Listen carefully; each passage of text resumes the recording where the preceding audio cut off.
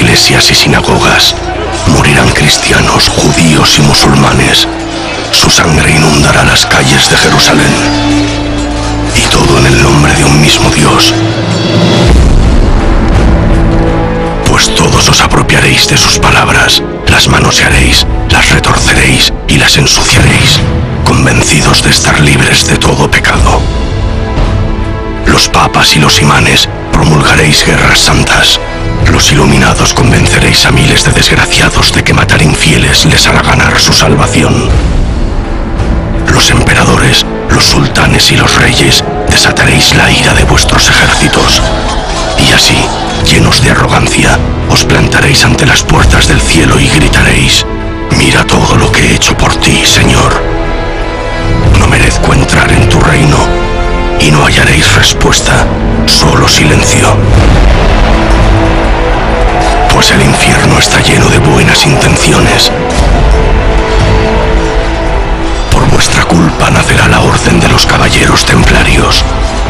Esos demonios han jurado servir a Dios hasta las últimas consecuencias, y armados con la coraza de la fe, desatarán la ira de Dios desde Jerusalén hasta las costas de la Lusitania.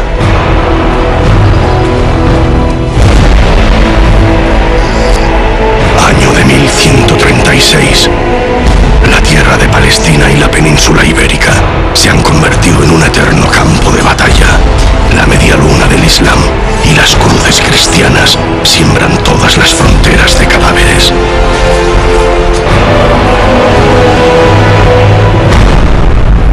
La muerte os esperará en todas partes, pero si sois prudentes, en todas partes la esperaréis vosotros.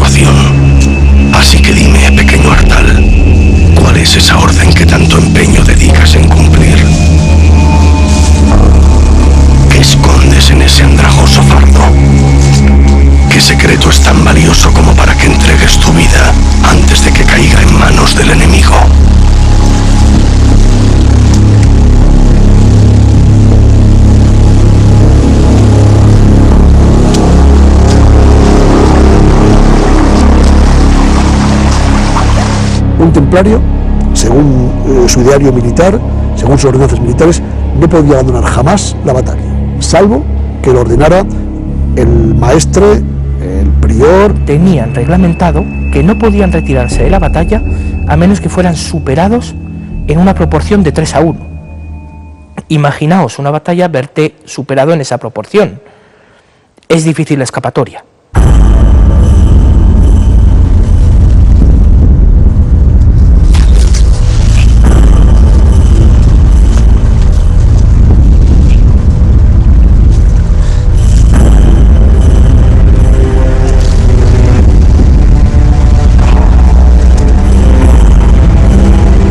Realmente era muy raro, o la masacre debía de haber sido muy salvaje para que un único templario quedara solo en pie en el campo de batalla. Esos cazadores sarracenos se cobrarán hoy una deliciosa presa. Has logrado despistarles, pero te degollarán. Registrarán minuciosamente tu cuerpo y limpiarán la sangre de sus dagas con tu hábito blanco. ¿Estás seguro de lo que vas a hacer, Artal? ¿Estás seguro de querer entregar tu vida por cumplir una estúpida orden? Un templario nunca tenía que renunciar a la batalla o huir de la batalla, salvo que recibiera esa orden. No es la primera vez que dudas, lo sé. Después de todo, Dios nunca se ha dignado a hablar contigo directamente. ¿O sí lo ha hecho? ¿Quién si no te convirtió en un huérfano más a las puertas de un monasterio?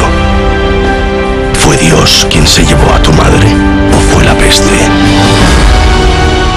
¿Quién te enseñó a cumplir a rajatabla las palabras de los evangelios? ¿Fue Dios o fueron los monjes? ¿Quién colocó una espada por primera vez en tus manos, Artal? Dime, ¿quién te enseñó a usarla? ¿Quién te enseñó a soportar el dolor? ¿Quién te enseñó a no tener miedo?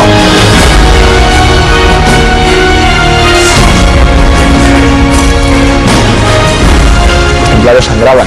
Los templarios, aparte de miedo, tenían dudas, tenían conflictos personales. Desde luego esto no responde exactamente a los principios que Hugo hubiera querido para una orden de una virtud y de una entereza tan ideal. Pero al final, después de todo, son humanos, son personas como las podríamos ser cualquiera de los aquí presentes. Lo ideal para profesar en la Orden del Temple es haber sido novicio antes de jovencito, desde muy pequeño, de un monasterio. Claro, por tanto sí que es verdad que había novicios de la Orden del Temple que procedían de monasterios cistercienses porque su reconversión al Temple era mucho más fácil. En ese sentido, tuvieron que llevar a cabo una serie de prácticas de verdadero lavado de cerebro para que esta gente, para que estos soldados estuvieran imbuidos de esa idea hasta el final. ¿De quién era toda esa sangre que has derramado? ¿Era de los enemigos de Dios o de los enemigos del Temple?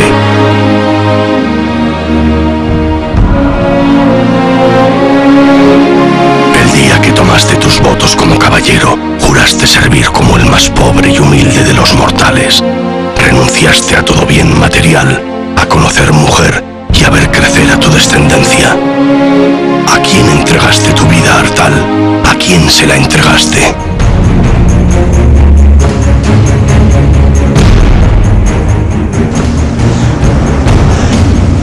La idea de entregar la vida por una causa alta, ¿no? Tiene mucho que ver con la forma de entender la vida presente.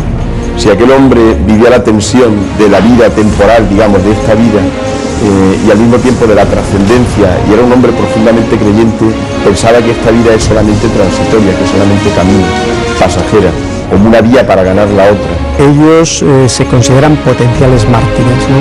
Se habla de los freires definidos como aquellos que son capaces de derramar hasta 7 veces al día su sangre. Lógicamente eso puede acabar en el martirio y es algo que ellos saben que puede ocurrir así, ¿no? Por lo tanto, desde ese punto de vista, el martirio se entendía pues, como el supremo sacrificio para alcanzar la otra vida, que era la perdurable y que era la verdadera vida.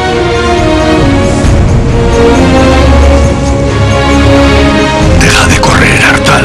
Pronto todo habrá pasado. Busca un bonito lugar sobre el que morir y encomiéndate a Dios. Pues Él siempre te tuvo en gran estima y aguarda paciente tu llegada al reino de los cielos.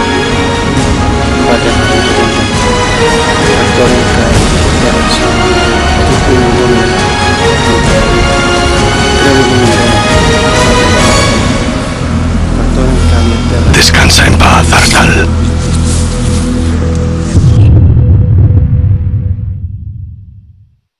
Ellos, yo pienso que estarían absolutamente convencidos. Para empezar, yo creo que todos no. Yo creo que ahí hay que establecer una diferencia. Sois los hombres los que queréis morir en el campo de batalla. Las mujeres nos quedamos cuidando la casa y los niños, ¿vale? En esto los roles de la naturaleza, y conste que no para nada soy machista ni feminista, o sea, me limito a tener sentido común y punto. Pero la realidad es que los que queréis la guerra sois vosotros, los hombres, ¿no? O sea, sois los hombres los que hacéis la guerra, los que tenéis la ambición desmedida, sin culparos, porque no hay culpables, ¿vale?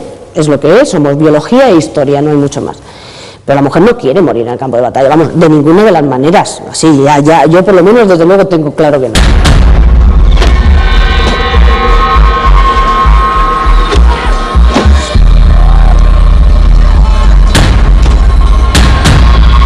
Anoche cenasteis todos lo mismo. Unas gachas demasiado cocidas y un pedazo de cordero que no consiguió darles sabor. Si alguno de vosotros sale con vida de este bosque, las recordará como la cena más suculenta de toda su vida. Dejadle ahí. No estáis en condiciones de cargar con más heridos. Ya solo quedáis 20 hombres en pie, y al final del día seréis muchos menos.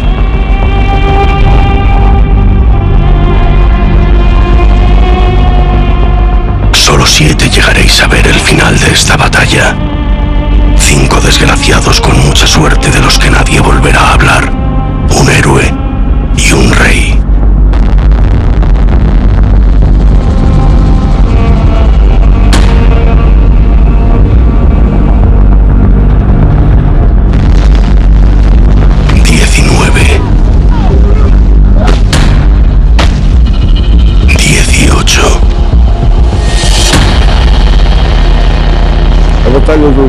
La batalla de Eurique se produjo a raíz de la defensa de la parte sur, ya en Alentejo, y en la que don Alfonso Enríquez se empeñó y luchó arduamente por la independencia del país y por la destrucción de los ejércitos musulmanes. No hay ninguna duda de que don Alfonso era una persona que no dominaba su físico y su personalidad. Era una persona sin miedo y que avanzaba fuese como fuese. En aquel momento avanzó atravesando el Alentejo con un ejército no muy numeroso y, según la leyenda, se topó con 5 reyes musulmanes. Debieron juntarse 5 reyes para hacer frente a don Alfonso Enríquez. Aquello no pintaba muy bien, así que don Alfonso tuvo que retirarse. La importancia militar de la batalla se debió al hecho de que don Alfonso, que se encontraba en la línea del río Mondego, Coimbra, avanzó por territorio enemigo hasta el Alentejo. Cruzó el Tajo y llegó hasta el Bajo Alentejo, prácticamente junto al Algarve. Esto era una hazaña bélica extraordinaria. Recordemos que no había transportes rápidos, recordemos que los musulmanes seguramente estarían pendientes de los movimientos de la tropa cristiana. Partisteis de madrugada con la intención de asestar un rápido golpe al enemigo. Nada que entrañase mucho riesgo. Rapiñar algunos caballos, quemar alguna granja. Nadie habría adivinado que 5 contingentes almorávides os estarían esperando. Han destrozado vuestro pequeño ejército y no van a cesar hasta que la cabeza del conde de Portugal acabe ensartada en una de sus lanzas. Y aquí estás, Alfonso, en mitad de esta pesadilla, huyendo para salvarte. Tu vida depende de esos 17 hombres, así que trata de mantenerlos unidos y, sobre todo, no pierdas ni uno más. El castillo de Soure, esa magnífica fortaleza que tu madre donó a los caballeros de la Orden del Temple, se encuentra a no muchas leguas de distancia. Tendrás que sacrificar a alguno de tus caballeros, pedirle que corra como un demonio, atraviese las líneas sarracenas y llegue con vida para pedir ayuda a los templarios.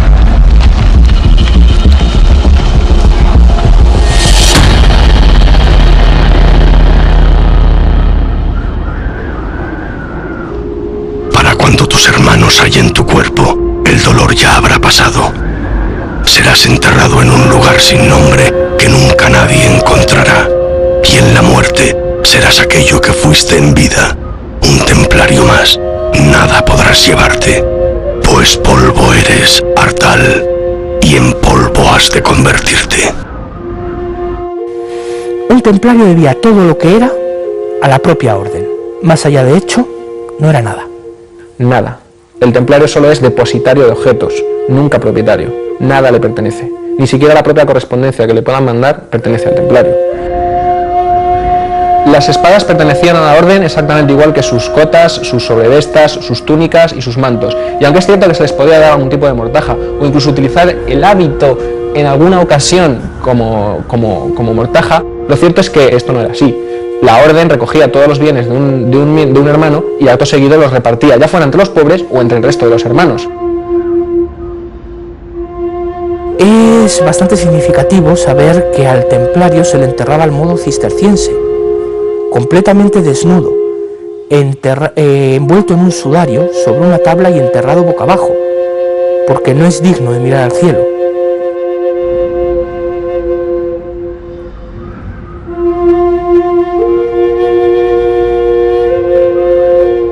Un soldado, un monje, moría en el campo de batalla luchando por Dios, le eran perdonados todos sus pecados. Y ellos lo creían, claro que lo creían. Año de 1136 de la era de los cristianos. La situación en Tierra Santa no es mucho mejor, pero nadie parece querer hacer nada. Los pobres caballeros de Cristo, los templarios, sois los únicos que parecéis entenderlo. Nadie más tendría el valor de emplear tan duras palabras a la hora de escribir al rey de Francia. No tenemos más tropas para resistir. De 600 caballeros, solo escaparon de los sarracenos estos quienes os traen la noticia. Estamos amenazados de invasión y somos ya muy pocos en Jerusalén. Por tanto, haceos cargo de nuestra necesidad. Si disimuláis o vaciláis en dejaros convencer, como tenéis por costumbre, si no os decidís a ayudarnos antes de que los últimos vestidos de la cristiandad sean aniquilados, considerad cuánto lamentaréis que sea demasiado tarde, que todos los que son de Dios y que se llamen cristianos tomen las armas y vengan a liberar el reino de sus mayores, que los hijos no pierdan vergonzosamente lo que sus padres han conquistado. Probablemente, para hacernos una idea, en Tierra Santa, un siglo después de nacer la orden, aproximadamente hacia, el año a finales del siglo XII, principios del siglo XIII, la orden del Temple no tendría en Tierra Santa más de 300 freires, 300 miembros de esa orden. Por tanto, y son muchos. Tras la muerte de Hugo de Payens, os reuniréis en secreto para nombrar un sucesor. El elegido serás tú, Robert de Craon, un hombre capaz de abandonar a su prometida y todas sus posesiones el mismo día que escuchó hablar de los templarios por primera vez. Serás designado gran maestre de la orden, tanto por tu valor militar como por tu piedad, y durante tu mandato obtendrás grandes beneficios para la orden. El Temple dispondrá de sus propios capellanes y no se verá obligado a pagar diezmos a la Iglesia nunca más. Ciertamente la Orden del Temple no responde ante digamos, ningún rey. Por supuesto, depende siempre del Papa. Y el Papa, en determinadas tendencias o corrientes, no deja de ser un poder más de la Europa medieval. Efectivamente, es un poder que se encuentra por encima de determinados reyes y reinos. Pero echarás en falta a Hugo. Todos los templarios lo haréis, los que le conocisteis y los que no. En 1140 lanzaréis 40 naves contra la costa lusitana, con la intención de conquistar Lisboa a los musulmanes. Esa obsesión por arrebatar la península ibérica al Islam os costará cara. La toma de Lisboa será un desastre. Uno de los mayores desastres que sufrirá el Temple.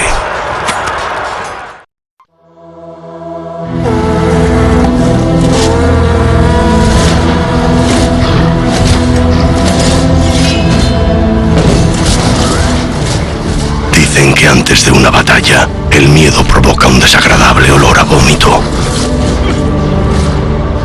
Pero esa sensación desaparece en cuanto matas al primero de tus enemigos. O él te mata a ti.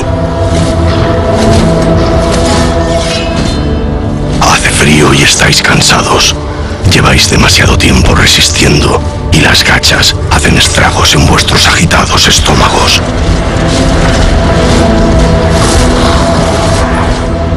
Ni se os ocurra rendiros, pues ellos no tendrán piedad si lo hacéis.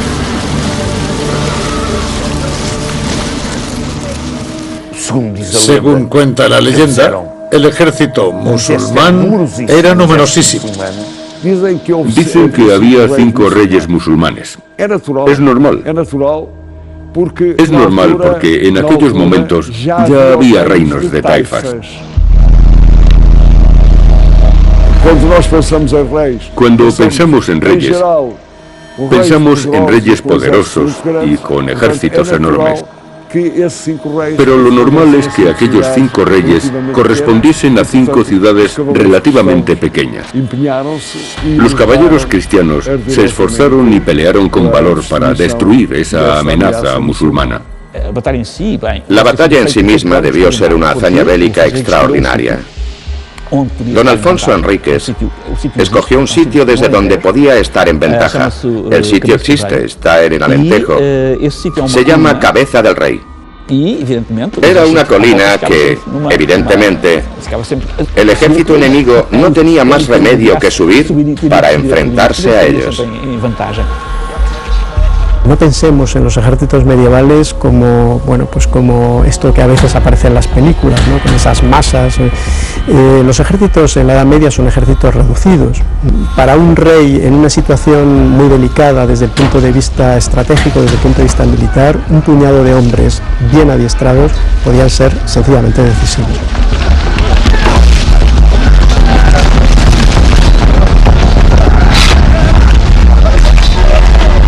Descuides la retaguardia, Alfonso. Por mucho que quieras apresurarte, no vas a llegar muy lejos tú solo. Este monte está infestado de sarracenos. 5 ejércitos tratan de daros caza. Y cada vez que uno de tus hombres se queda rezagado más de 2 palmos, se convierte en pasto de las mazas y espadas almorávides.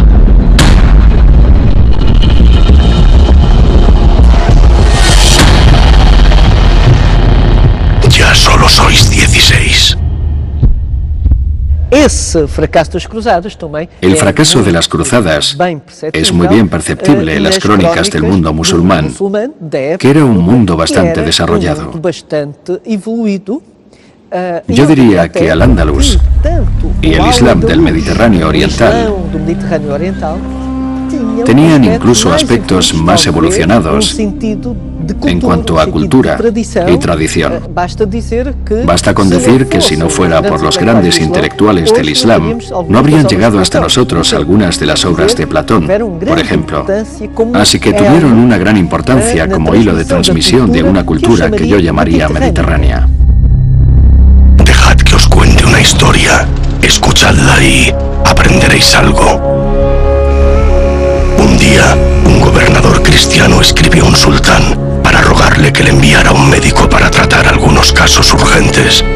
Los árabes escogieron a un doctor llamado Tabet. Este solo se ausentó unos días y luego regresó.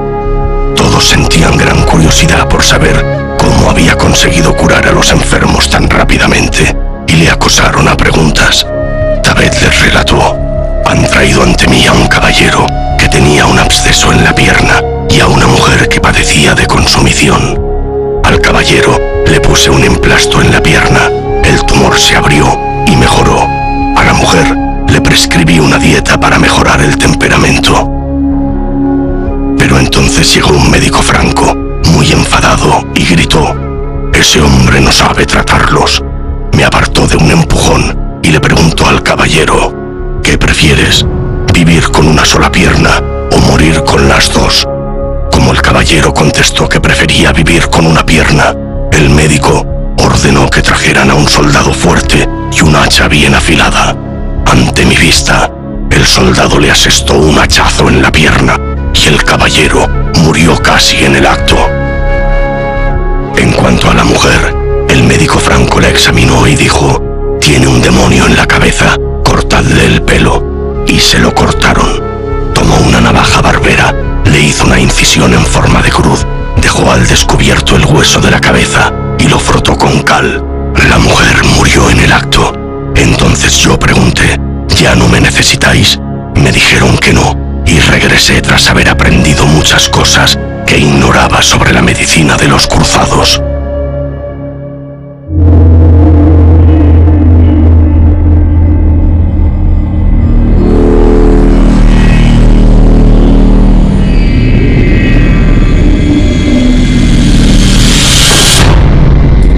Conoces a la perfección a cada uno de tus hombres.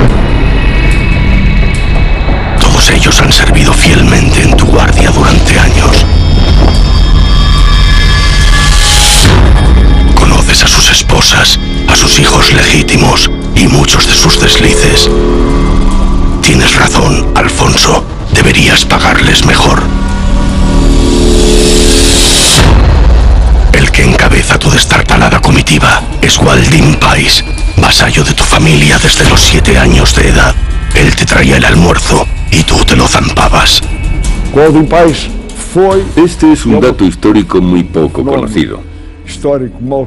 Pero Waldin Pais fue vasallo de don Alfonso Enríquez. Se crió en la casa de don Alfonso Enríquez y toda su lucha es para lograr que don Alfonso sea reconocido como rey. Fíjate en él. Cualquiera diría que el mismísimo Arcángel Gabriel le hubiera enseñado a usar esa espada. Prométeme, Alfonso, que si Dios, nuestro Señor, obra un milagro y te saca vivo de este infierno, lo primero que harás será nombrarle caballero. Prométemelo.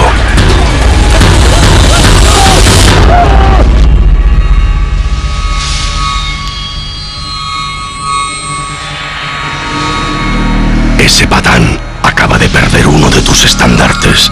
Si no me equivoco, ya sois solamente 12. ¿Llevo bien la cuenta, Alfonso? Hay quien no cree en la batalla de Eurique.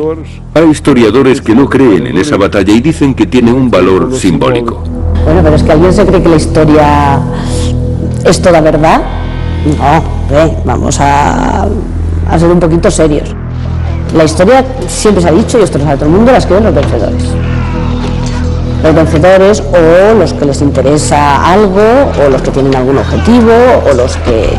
Y más en una época como la época medieval, que se escribía sobre pergamino, y entonces bueno, había que rascar lo que había antes si querías reescribir algo. No es como hoy, que tenemos nuestras pantallas de ordenador y oye, con luz y ceros y unos lo escribimos todo. No necesitamos ni papel. Los registros que nos quedan de aquella época, la mitad son como poco dudosos, como poco. Todo habrá acabado antes de que el sol se esconda. 7 de los vuestros volveréis a casa. 5 hombres de los que nadie volverá a hablar. Un héroe y un rey. En el año de 1139 de la era de nuestro Señor y Hacedor de todas las cosas, encontrándose las tropas cristianas en gran inferioridad numérica y ante 5 ejércitos de 5 reyes moros, Cristo, nuestro Señor, descenderá de los cielos y se mostrará ante don Alfonso, único soberano de Portugal. Y los ángeles que con él vendrán le harán entrega de una cruz diciéndole, bajo este signo, vencerás. Yo diría que la tradición de Eurique, porque se trata de una batalla y de una tradición asociada a una batalla. Creo que esta es la batalla que marca el inicio mítico de Portugal.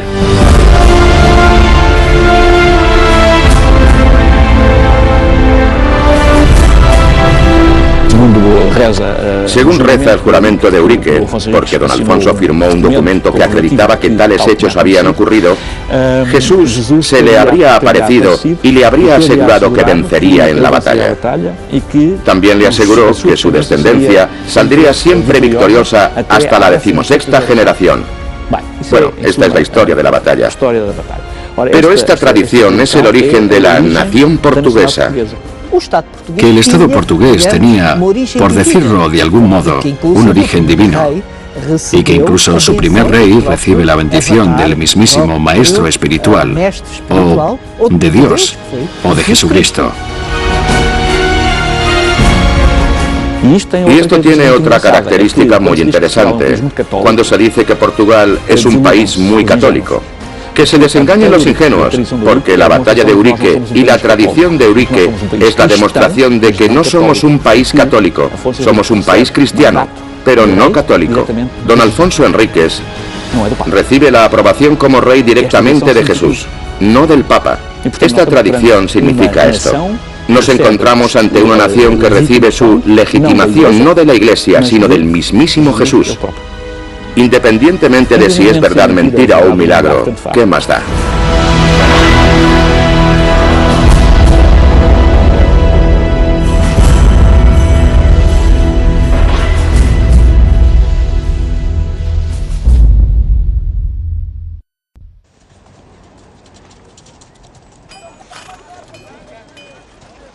Una pregunta que también llama mucha atención es la disciplina de los templarios, ¿cómo se conseguía? Porque a los templarios se les ponían castigos y realmente podían sufrir a manos de la orden muchas penalidades, desde castigos físicos o incluso encerrarles en una determinada mazmorra, hasta perder el hábito o una mera falta disciplinaria. Existen muchos tipos de delitos por los cuales un templario podía ser castigado, desde perder un objeto que pertenecía a la orden, hasta robar o incluso practicar simonía, sodomía o relaciones sexuales con una mujer. Llama la atención, por ejemplo, el caso que cita la regla, de un templario que, probando una espada, resultó que la espada se partió. No debió ser una buena espada. El templario fue castigado por ello. Capítulo 67 de la regla del temple. Si un hermano comete una falta, que descubra él mismo su ofensa y que reciba pues penitencia. La regla es la normativa por la cual se rigen los templarios.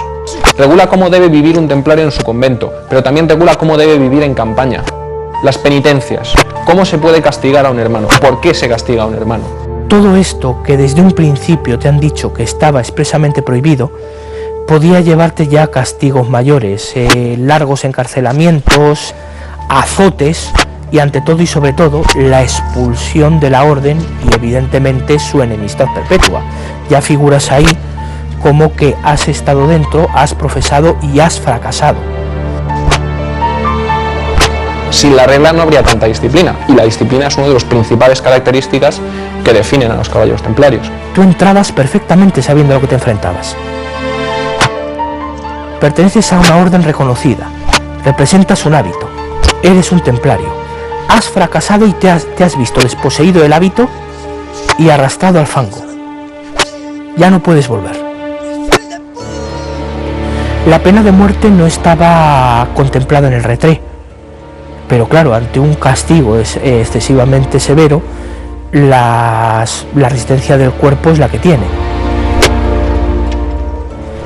Es una situación dura y evidentemente nadie la querría.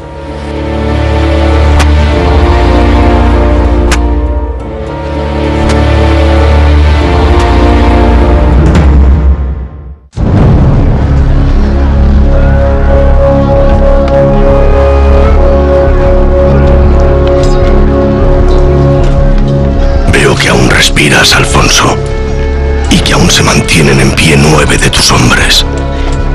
8. ¿Y si te dijera que solo tenéis que soportar una última embestida de los almorávides?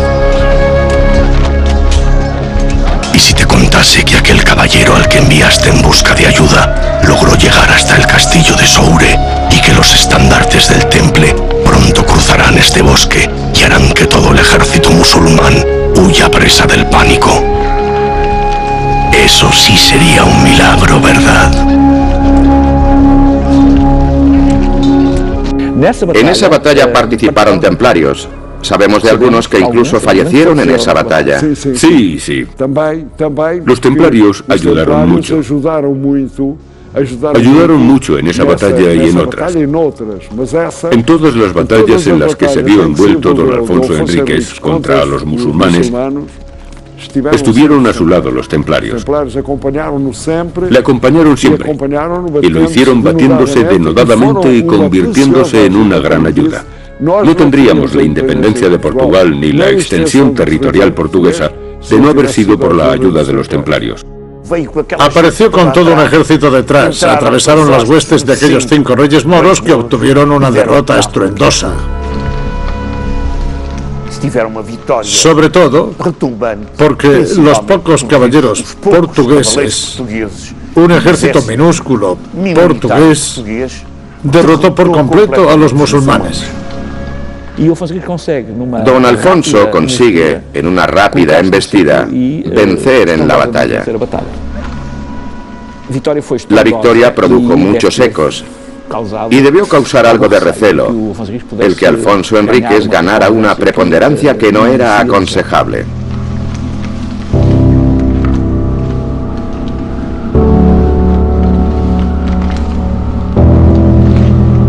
Me prometiste que si acababa el día y aún seguíais con vida, armarías caballero a Gualdín Pais, el mejor de tus hombres. Así que cumple tu promesa.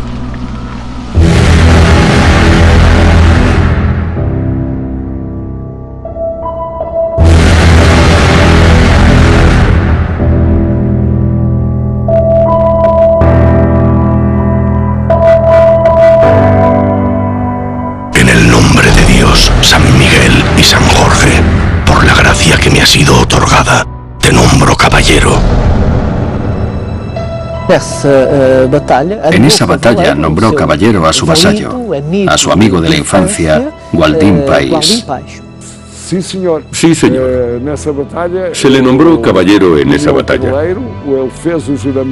Gualdín Pais hizo su juramento. Y Alfonso Enríquez le entregó la espada con la que era hecho el juramento de los caballeros. Y tú, Alfonso, tú serás rey. Alfonso I, el conquistador, el primero de los muchos soberanos del reino de Portugal. El título de rey aparece a partir de Eurique, por eso es tan importante Eurique. Y pasa a ser el gobernador del condado portugués. Había acabado con 5 reyes musulmanes. Comenzó a hacerse llamar rey y todo el mundo a llamarlo rey. A partir de este momento, él ya se considera rey, porque esta fue la victoria que lo consagró. La Orden del Temple se asentó en Portugal en un momento en que Portugal estaba viviendo un proceso de fundamentación de su independencia política.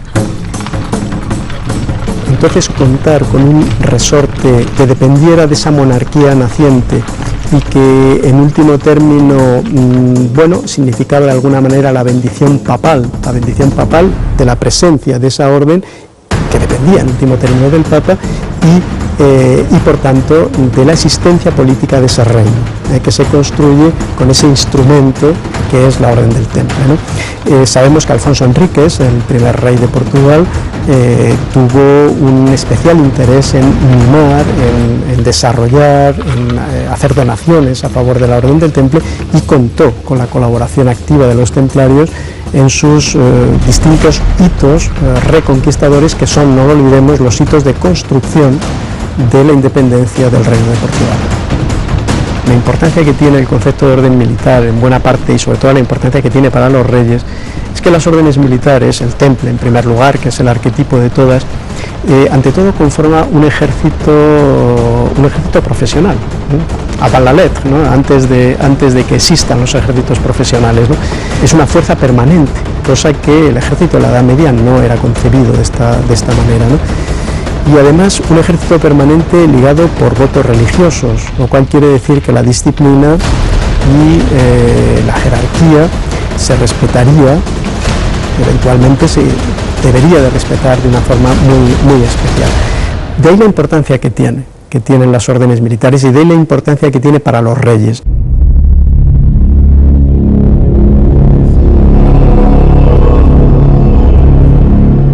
Esa corona pronto adornará tu cabeza.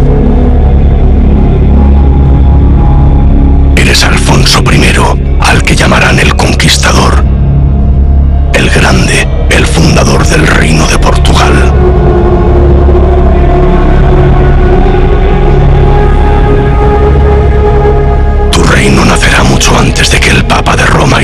vecinos de la Corona de Aragón se dignen a reconocerlo. Pero ¿quién necesita el beneplácito de Roma cuando Cristo, el Hijo de Dios Todopoderoso, fue quien decidió que tú y no otro debía reinar? ¿Quién necesita el apoyo de la Corona de Aragón cuando tú ya tienes la tuya propia? Esa corona es tuya, tuya y de las muchas generaciones que están por llegar.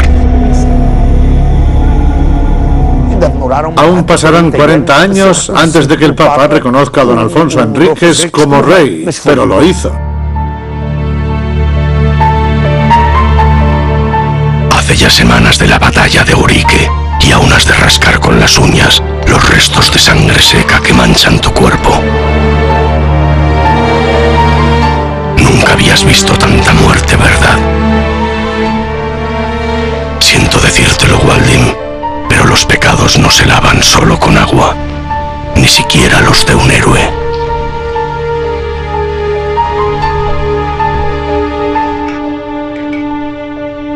Tu decisión es firme y nadie osará convencerte de lo contrario. Hoy partirás a Tierra Santa para entregarte al servicio de la Orden del Temple. Allí pasarás 5 años combatiendo por Cristo nuestro Señor y purgando tus pecados con muchas más muertes.